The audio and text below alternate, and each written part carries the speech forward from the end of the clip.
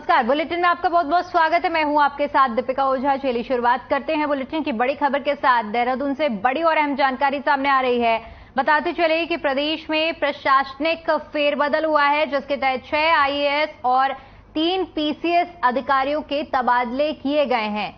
इसमें आईएएस स्वाति भदौरिया को भी बड़ी जिम्मेदारी दी गई है। तो बड़ी जानकारी आपके साथ साझा कर रहे हैं, जहां पर बड़ा प्रशासनिक फेरबदल किया गया है। 6 आईएएस अधिकारी और 3 पीसीएस अधिकारियों के तबादले किए गए हैं। आईएएस स्वाति भदौरिया को बड़ी जिम्मेदारी दी गई है।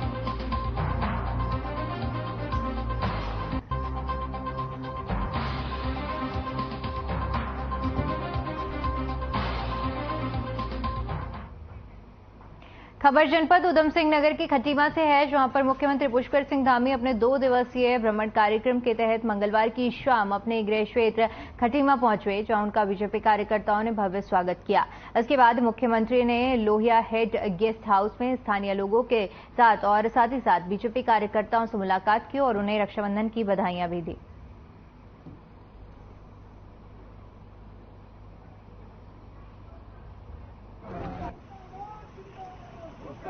सभी को बधाई देता हूँ और शुभकामनाएं देता हूँ।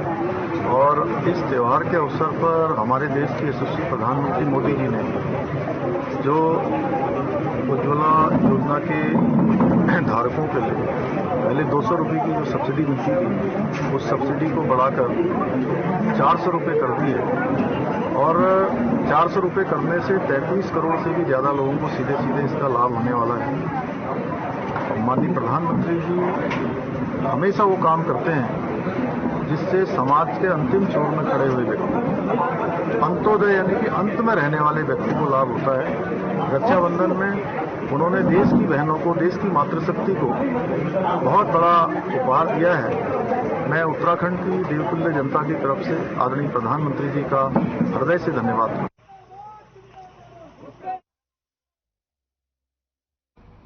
खबर देहरादून से है, जहां पर प्रदेश अध्यक्ष महेंद्र भट्ट ने एक बयान जारी किया है। अंत्योदय परिवार के चूल्हे की चिंता करने के लिए प्रधानमंत्री नरेंद्र मोदी का आभार व्यक्त किया है। इसके साथ ही उन्होंने कहा कि उज्ज्वला योजना राज्य के 19 लाख गरीब परिवारों को चूल्हे के धुएं से निजात दिलाने का काम कर रही है। उस पर राज्य की पुष्कर सिंह धामी सरकार साल में अंत्योदय परिवारों को 3 सिलेंडर फ्री रिफिलिंग की सुविधा देकर उन्हें राहत पहुंचा रही है। इसके साथ ही पहले से ही दी जा रही प्रति सिलेंडर 200 रुपए की छूट के बाद अब मोदी सरकार की 200 रुपए की अतिरिक्त सब्सिडी की घोषणा ने सभी जरूरतमंद परिवार, खासकर हमारी मातृशक्ति के चेहरे पर बड़ी मुस्कान लाने का काम किया है।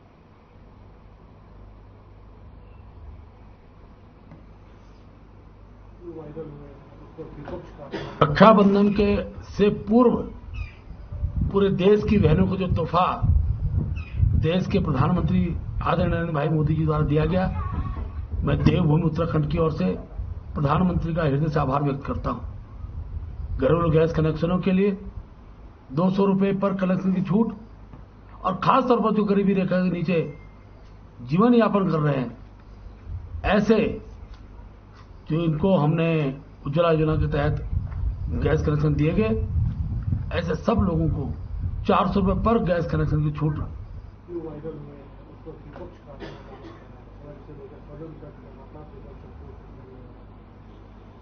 देखिए, मणिपुर की घटना बहुत ही दुखद घटना है।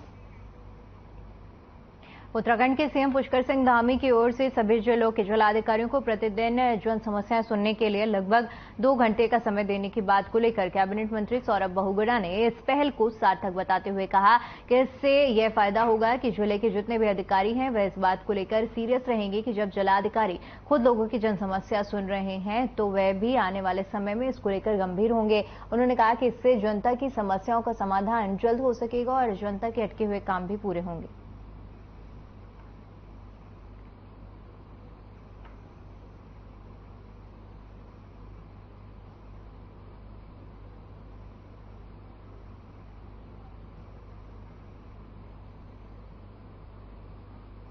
अच्छी पहल है माननीय मुख्यमंत्री जी की। देखिए, जब मुख्यमंत्री जी जनता दरबार लगा रहे हैं, जब मंत्री अपने प्रभारी जिलों में जाके जनता के पीछे बैठ रहे हैं, तो अधिकारी को भी जनता के बीच में बैठने में कोई हर्ज नहीं होना चाहिए।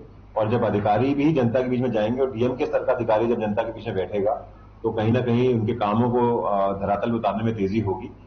अधिकारियों में एक सीरियसनेस रहेगी कि सबसे बड़ा जो अधिकारी जिले का है वो जिलाधिकारी है। जब वो जनता के बीच में बैठ के जनता की समस्या सुन रहा है, कहीं ना कहीं मुझे लगता है काम धरातल में जल्दी उतरेंगे और एक अच्छी पहल है मुख्यमंत्री की।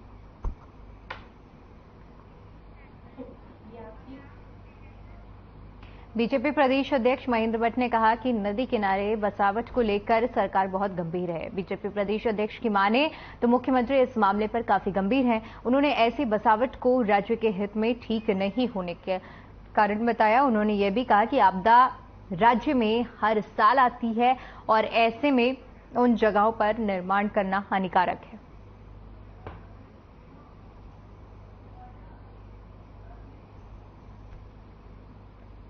माननीय मुख्यमंत्री जी बहुत शुरू से इस बात को कह रहे हैं कि नदी किनारे और खासकर पहाड़ों में गदरा सब प्रयोग करते हैं, उनके किनारे जो भी बसावट बस रही है वो इस राज्य के हित में नहीं। आपदा हर वर्ष आएगी और हम लोग अपनी संपत्ति, अपना पैसा लगाकर अगर वहां कोई उद्यम स्थापित करते हैं या वहां कोई घर बनाते हैं तो उसका खामियाजा फिर समय भुगतना पड़ता है। तो हमने सबसे अपील की है कि कम से कम नदी किनारे ऐसे असुरक्षित स्थानों पर किसी प्रकार का निर्माण न करें।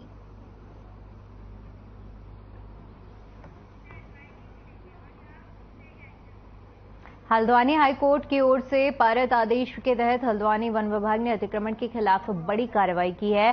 दरअसल हल्द्वानी के प्रभागीय वन अधिकारी के दिशा निर्देश पर गोलपार स्थित कालूखेड़ा कक्ष संख्या 1 और गड़खरक वीट और अन्य वन क्षेत्रों से वन विभाग की टीम ने लगभग 7 एकड़ वन भूमि को अतिक्रमण मुक्त कराया है। वन भूमि को अतिक्रमण मुक्त करने के साथ साथ हल्द्वानी वन प्रभाग ने 1500 विभिन्न प्रकार के पौधरोपण किए हैं। उच्च न्यायालय के आदेश और प्रभागीय वन अधिकारी बाबूलाल के निर्देश के तहत अतिक्रमण हटाने की कार्रवाई की गई है।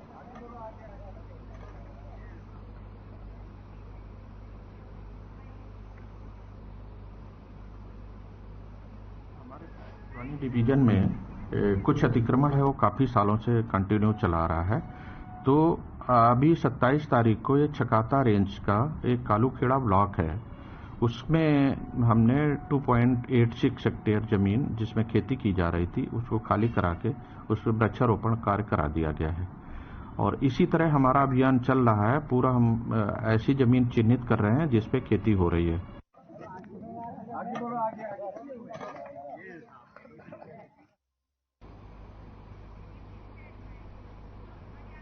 कोटद्वार में बाढ़ प्रभावितों की मदद के लिए मुस्लिम फंड नजीबाबाद भी आगे आ गया है। मंगलवार शाम को कोटद्वार के एक स्थानीय इंटर कॉलेज में मुस्लिम फंड नजीबाबाद की ओर से लकड़ी पाड़फ और गड़ीघाट कौड़ियों के 60 बाढ़ प्रभावित परिवारों को आर्थिक सहायता प्रदान की गई है। इस दौरान शहर के सामाजिक कार्यकर्ताओं ने इस नेक कार्य की सराहना करते हुए दूसरे लोगों से भी बाढ़ प्रभावित परिवारों की मदद करने की गुहार लगाई है।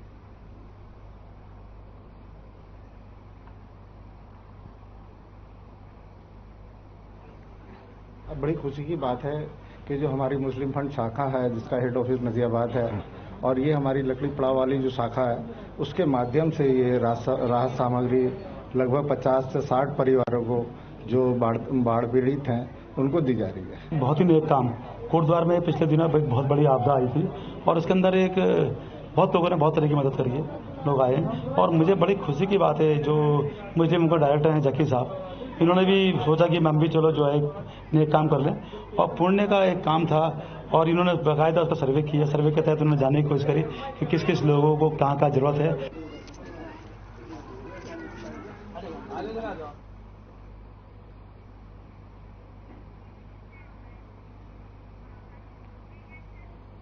खबर काशीपुर से है, जहां पर लंबे समय से अपनी दुर्दशा पर आंसू बहा रहे स्थानीय जनप्रतिनिधियों का कोई सरोकार नजर नहीं आ रहा है। नगर क्षेत्र में टूटी फूटी सड़कों और गड्ढों से लोग परेशान हैं, जिससे शहर का आवागमन ठप हो चुका है। वहीं प्रदेश में डेंगू लगातार पैर पसार रहा है। इसके बावजूद भी नगर क्षेत्र में कुंडे और गंदगी का अंबार लगा हुआ है। इस दौरान काशीपुर क्षेत्र की दुर्दशा पर जब मीडिया ने कांग्रेस की वरिष्ठ नेता मुक्ता सिंह से बात बातचीत की तो उन्होंने कहा कि विपक्ष की अब सुनता कौन है। बीजेपी ने सरकारी मशीनरी तक को कब्जे में ले रखा है। प्रदेश में हिटलरशाही हावी हो रखी है। वहीं दूसरी ओर क्षेत्र के बहुजन समाज पार्टी और पूर्व विधायक प्रत्याशी अशरफ एडवोकेट ने काशीपुर की बदहालता पर कहा कि जब निष्क्रिय लोगों को वोट दिया जाएगा तो नतीजा यही होगा।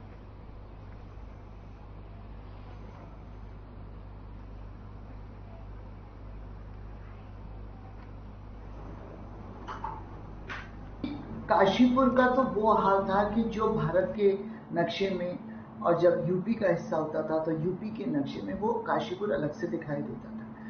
हम तो उस जमाने के हैं जब हमने तिवारी जी का राज देखा और तिवारी जी का काशीपुर के प्रति प्रेम देखा, लेकिन अब काशीपुर का ये हाल हो गया है। पिछली 5 बार से बीजेपी का विधायक है जो बिल्कुल काशीपुर के बारे में नहीं सोचते हैं। अब तक सीनियर चीमा जी थे, 4 बार वो बने, उसके बाद अब जूनियर चीमा है, उनके पुत्र हैं, वो तो फैक्ट्री से ही बाहर नहीं निकल पाते हैं। काशीपुर की पब्लिक जनता जनार्दन जब चाहती है ऐसे नेता को चुनना जिसके बस की बात कुछ नहीं, तो अल्टीमेटली मतलब इसके लिए तो काशीपुर की पब्लिक जिम्मेदार है ना। लेकिन कहीं ना कहीं विपक्ष कहाँ पर है, ना किसी तरीके से सड़कों पर काम करता हुआ नजर आ रहा है, ना आंदोलन है ना। विपक्ष किस जगह आपको ये बताइए कहाँ स्टैंड नहीं कर रहा। विपक्ष है लेकिन जब उनकी नहीं चल रही वो अपनी चलाते हैं। वो सरकार की जिनकी होती है कुछ ना कुछ उनका प्रभाव होता है, वो अपने हिसाब से काम कर रहे हैं। आप किसी भी क्षेत्र में काम देख लीजिए कि कई जगह यहाँ पे काम होगा, यहाँ नहीं होगा, यहाँ ये होगा, यहाँ ये होगा। अब पब्लिक काशीपुर को उसे पसंद कर रही है। अगली खबर की ओर, रुड़की के मतलबपुर गांव में देर रात एसटीएफ, ड्रग विभाग और तहसील प्रशासन की टीम ने बड़ी कार्रवाई की है। टीम ने एक ऐसी दवाई फैक्ट्री पर छापा मारा है जो कि फर्जी तरीके से ब्रांडेड कंपनियों के नाम पर एंटीबायोटिक दवाइयां बना रही थी। टीम को मौके से करोड़ों की फर्जी दवाइयां बरामद हुई हैं। फिलहाल टीम ने फैक्ट्री मालिक अमित धीमान को भी हिरासत में लेकर आरोपी के खिलाफ विभागीय टीम गंभीर धाराओं में केस दर्ज कर रही है।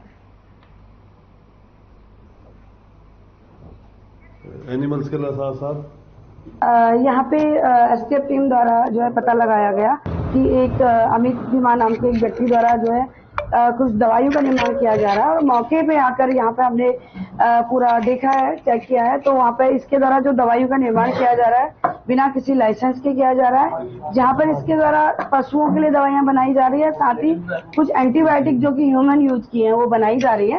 उन्हें मौके पे हमारे द्वारा पूरा सीज कर लिया गया है। रायवाला से ऋषिकेश आ रहे एक टेम्पो में बुजुर्ग महिला की चेन चोरी होने का मामला सामने आया है। बुजुर्ग ने पुलिस को शिकायत देकर चेन चोरी करने वाले 2 महिला और एक बच्चे पर शक जताते हुए तहरीर दी है। पुलिस से जल्द ही कानूनी कार्रवाई कर चेन को वापस लाने की मांग की है। पुलिस ने शिकायत के आधार पर मामले की जांच शुरू कर दी है। बाबा पिंगला जेल क्या घटना घटी है भाई? मेरे साथ एक घटना घटी कि वो औरत नेपाली फार्म से बैठी, 2 औरत है एक लड़का है, ठीक। नेपाली फार्म से और जब वो बाईपास आई, बाईपास और उसने मेरी चैन खींच ली।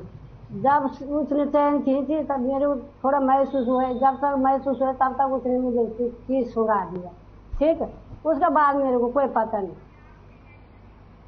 प्रदेश के तमाम हिस्सों में जंगल से सटे रिहायशी इलाकों में जहां जंगली जानवरों का आतंक है, वहीं अब शहरी और ग्रामीण इलाकों में निकलने वाले सांपों और मॉनिटर लिजर्ड जैसे सरीसृप प्रजाति के जानवरों ने लोगों में दहशत पैदा कर दी है। विकासनगर और आसपास के ग्रामीण इलाकों में पिछले करीब 2 माह में 250 से अधिक किंग कोबरा, रसल वाइपर और अजगर जैसे खतरनाक जहरीले सांपों को रेस्क्यू कर जंगल में छोड़ा जा चुका है।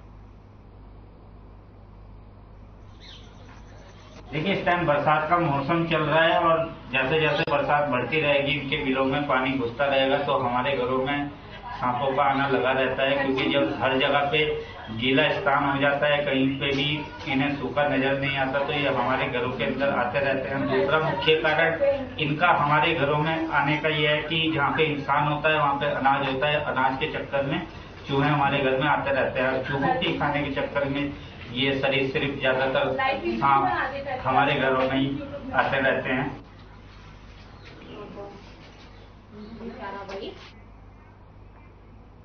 देहरादून में डेंगू मलेरिया वायरस जैसी कई बीमारियों पैर पसार रही हैं, जिसके चलते देहरादून के लगभग हर अस्पताल में मरीजों की भरमार देखने को मिल रही है। वहीं जहां तक जिला प्रशासन का सवाल है तो प्रशासन का साफ तौर से कहना है कि जिला प्रशासन द्वारा ऐसे क्षेत्रों को चिन्हित किया गया है जहां पर सबसे ज्यादा डेंगू और मलेरिया के लार्वा पनप रहे हैं, जिनके लिए कार्रवाई भी प्रशासन की ओर से की जा रही है। साथ ही साथ सीएमओ के साथ बैठक में डेंगू, मलेरिया और वायरल बीमारियों जैसे लोगों को निजात दिलाने के दिशा निर्देश दिए गए।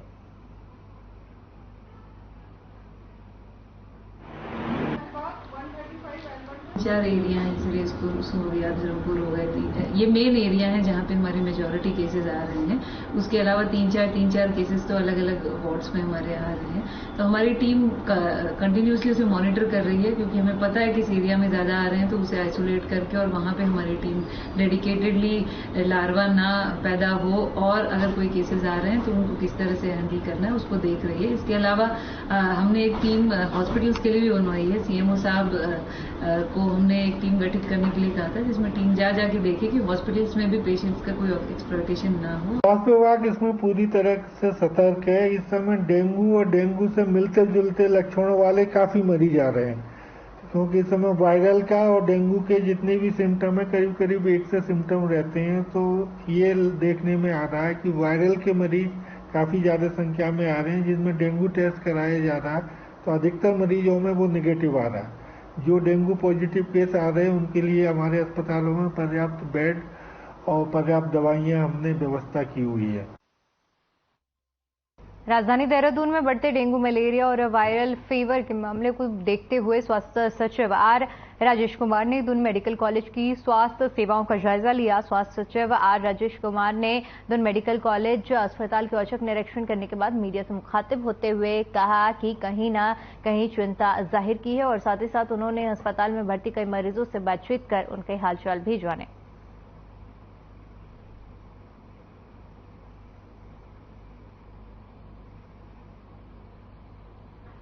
डेंगू मैनेजमेंट को लेके शासन प्रशासन पूरी तरीके से सतर्क है और इसी के मद्देनजर आज दून मेडिकल कॉलेज कम हॉस्पिटल में यहाँ पे मेरे द्वारा निरीक्षण किया। मेरे द्वारा निरीक्षण के दौरान हमारे डायरेक्टर मेडिकल एजुकेशन और डीजी हेल्थ अभी साथ में मौजूद थे और इसमें जो हमारे जो नॉर्मल वार्ड्स हैं और जो हमारे सीवियर वाले पेशेंट्स जो डेंगू पेशेंट्स एडमिटेड हैं उनसे भी मैंने वार्तालाप किया और जानने की कोशिश की कि जो पेशेंट्स हैं कहाँ से आ रहे हैं और उनको यहाँ पे सुविधाएं उपलब्ध टाइम पे हो पाई हैं या नहीं हो पाई हैं। मसूरी स्पोर्ट्स एसोसिएशन ने स्वर्गीय मेजर ध्यानचंद स्मृति हॉकी प्रतियोगिता का आयोजन किया, जो कि मसूरी पब्लिक स्कूल के मैदान में किया गया, जिसमें मसूरी के स्कूल और क्लबों ने हिस्सा लिया। बता दें कि प्रतियोगिता का सीनियर वर्ग पुरुष का फाइनल मुकाबला गुरु हॉकी अकादमी और 34 मराठा आर्मी पठानकोट के बीच में खेला गया, जिसमें गुरु हॉकी अकादमी ने फाइनल मुकाबला 2-1 से जीतकर ट्रॉफी हासिल की है। वहीं सीनियर बालिका वर्ग का फाइनल मुकाबला स्ट्रीट प्लांट भिलाई और हीरो हॉकी सहारनपुर के बीच में खेला गया। हॉकी के जादूगर मेजर ध्यानचंद के जन्म दिवस को खेल दिवस के रूप में मनाया जाता है और आज एमएसए द्वारा यहां पर एक हॉकी टूर्नामेंट का आयोजन किया जिसका फाइनल था। और आज खेल के क्षेत्र में जब से प्रधानमंत्री मोदी जी ने कमान संभाली है उल्लेखनीय काम हुए। जहां 2014 में खेल का बजट 866 करोड़ रुपए था उसको बढ़ाकर 2000 करोड़ रुपए कर दिया गया। 1000 खेलो इंडिया के तहत 1000 खेल केंद्र पूरे देश में बनकर तैयार हो गए, जिससे पूरे अंतर्राष्ट्रीय खिलाड़ियों को हम 5 लाख रुपए वहां बच्चों को प्रोत्साहित करने के लिए देते हैं।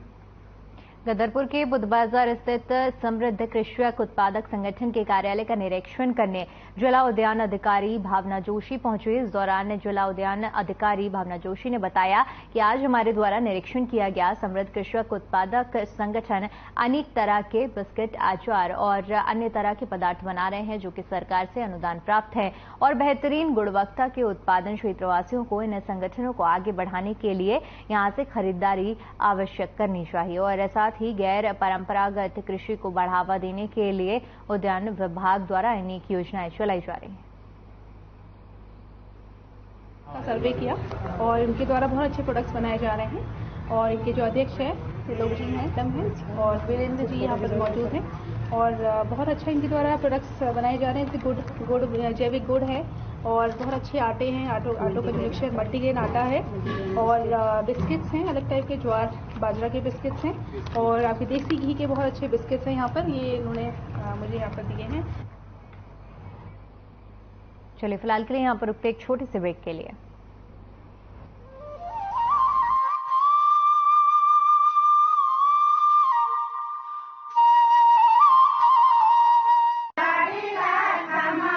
उत्तराखंड की महिलाओं